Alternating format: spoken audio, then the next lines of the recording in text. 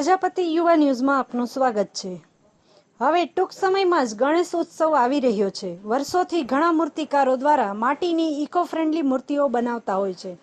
સરકારશ્રી દ્વારા પણ પીઓપીની મૂર્તિને બદલે ઇકો ફ્રેન્ડલી માટીની મૂર્તિ પધરાવવાનો આગ્રહ કરાતો હોય છે। માટીની મૂર્તિ બનાવનાર માટે વિશેષ જવાબદારી સાથે એક તક પણ છુપાયેલી છે। હાલની પરિસ્થિતિમાં પર્યાવરણની પણ આ જ માંગ છે। તો ચાલો મળીએ માટીની ઇકો ફ્રેન્ડલી મૂર્તિ બનાવનાર મિત્રોને।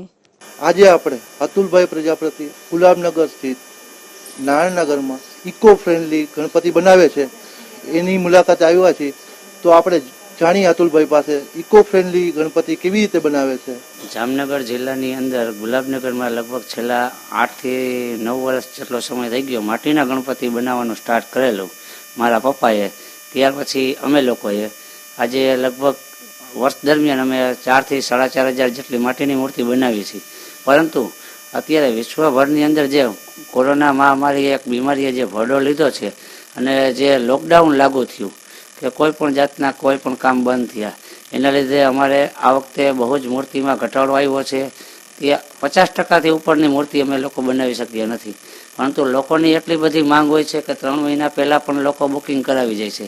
એના બદલામાં લગભગ અત્યારે ઓછામાં ઓછું 30% જેટલું જ બુકિંગ થયું છે અત્યારે।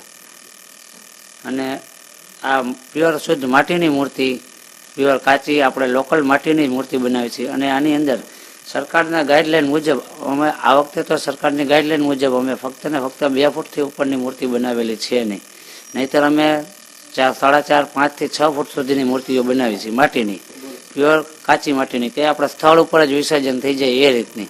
અને હવે કે ઘરે ને ઘરે આ વખતે સરકારશ્રીની એવી ગાઈડલાઈન છે કે તમારે મૂર્તિ બેસાડવાની ને ઘરે વિસર્જન કરવાનું। એટલે ફક્ત ને ફક્ત અમે નાની જ સાઈઝની મૂર્તિ બનાવેલી છે, 1 ફૂટ, 1.5 ફૂટ અને 2 ફૂટ સુધીની, એથી ઉપર નાની મોટી મૂર્તિ બનાવેલી નથી।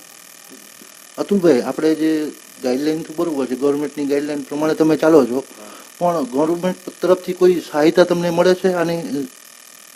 પણ જો આ વખતે તો એવું છે, નહીતર જો અમારે કોઈ પણ જગ્યાએ મંડપ કે નાખવાનું હોય, વેચાણ કરવાનું હોય અથવા ગણેશ ઉત્સવની કોઈ પણ જાતની મિટિંગો સરકાર દ્વારા કલેક્ટર સાહેબ પોતે દર વર્ષે મિટિંગ કરાવે છે। અહીં જામનગરના પંડાલોની, બધા પંડાલોની સરકાર તરફથી ફૂલ સહાયતા મળે છે।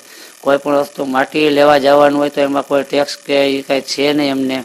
પ્લસ કે અમારે રોડ ઉપર વેચાણ માટે કોઈ પણ સરકાર જાતની ઓલી છે નહીં। અમને સરકાર દ્વારા પૂરેપૂરું પ્રોત્સાહન આપવામાં આવે છે કે તમે ફક્ત માટીની મૂર્તિ વેચો, જ્યાં તમને યોગ્ય લાગે ત્યાં। મહાનગરપાલિકા કમિશનર સાહેબની પણ અમને સૂચના છે કે તમે વ્યવસ્થિત રીતે વેચો, વેચાણ થઈને વેચાણ કરીને પછી મૂર્તિ ક્યાંય પણ મૂકવાની નહીં, તમારે ઘરે ને ઘરે અમે દર વર્ષે જે કાંઈ 2, 5 કે 10 મૂર્તિ આવે છે વધઘટ હોતી તો અમે ઘરે ને ઘરે પાછી લઈ આવીને પાછી અમે ઘરે ને ઘરે પાણીમાં પલાળીને આવતા વર્ષે નવી મૂર્તિ બનાવી છીએ એમાં ને એમાં।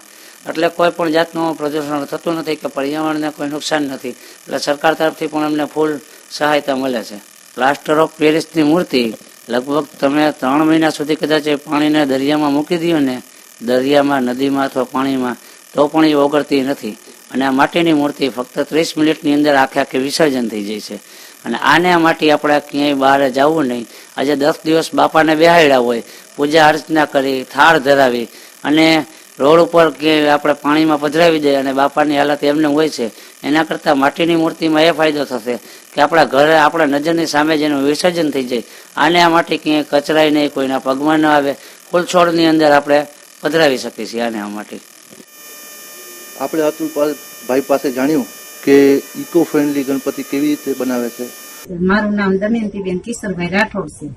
હું વર્ષોથી આ બનાવું છું, માટીની ગણેશ બનાવું છું, સાંગડી બનાવું છું અથવા નાગબાપા બનાવું, બધું બનાવું છું। મારી પાસે વર્ષોથી આ રાજસ્થાનથી ભાઈ આવે છે મૂર્તિ બનાવવા માટે। એ આજ આ બનાવી હોય એ પાછી પોર થોડીક માટી લઈને એને કામ ઉપર લેશે કે એ ગણેશમાં આ ફેરવીને બનાવો મારી પાસે।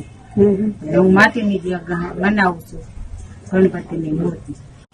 તો ચાલો માટીમાંથી બનાવેલી ઇકો ફ્રેન્ડલી ગણેશની મૂર્તિ ઘરે લાવીએ અને પર્યાવરણ બચાવીએ અને સ્વચ્છ ભારતથી પ્રસન્ન ગણેશની સ્થાપના કરીએ।